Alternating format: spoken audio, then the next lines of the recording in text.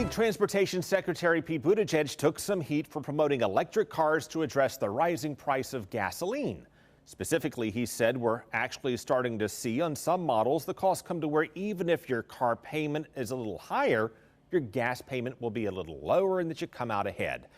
And that's where he took some criticism given the squeeze of inflation and the price of some electric cars. The secretary's a really bright guy, but maybe math isn't the strong suit here, because think about this. The lowest priced Tesla, for example, is about 50 grand. Well, actually, according to Tesla, it's about 40 grand. But putting that aside, there's something else here that puts this in a different light. Remember, Tesla has been a luxury brand of electric car. It does not necessarily reflect the going rate for other long-range electric cars. To put it another way, you wouldn't say, how can they expect us to buy gasoline-powered cars when the lowest price Lamborghini is more than $200,000? How can they expect a working-class family to carry the $2,700 monthly car note? How out of touch can they be? You wouldn't say that because there are other cheaper kinds of gas-powered cars besides $200,000 Lamborghinis, just as there are other cheaper kinds of long-range electric vehicles besides a $50,000 or $40,000 Tesla. A Chevy Bolt, so an American-made 2022 EV, is $26,595. Yes, the list price of a new long-range all-electric Chevy Bolt is now less than $27,000, which according to Kelley Blue Book is around $20,000 less than the average price of a new car.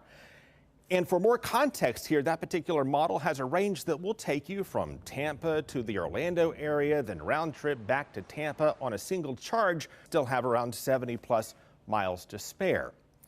Again, new list price $26,595, average new car price $47,000.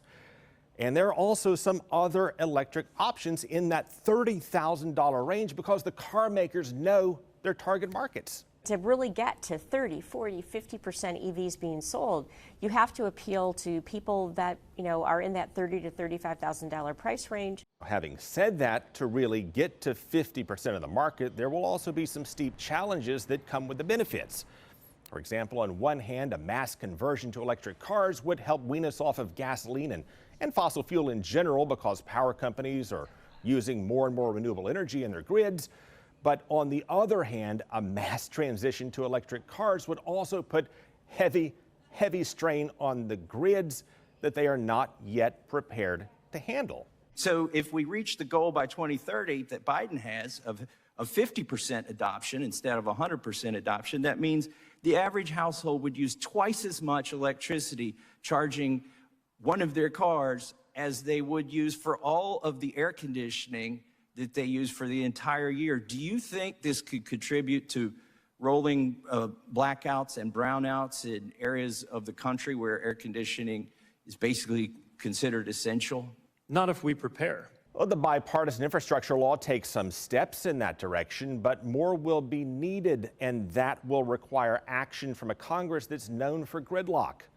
And all of these are important points to consider as we face abnormally high gasoline prices, an accelerating climate crisis, a power grid that needs an awful lot of work, and a Congress often missing in action as we reach a big fork in the road.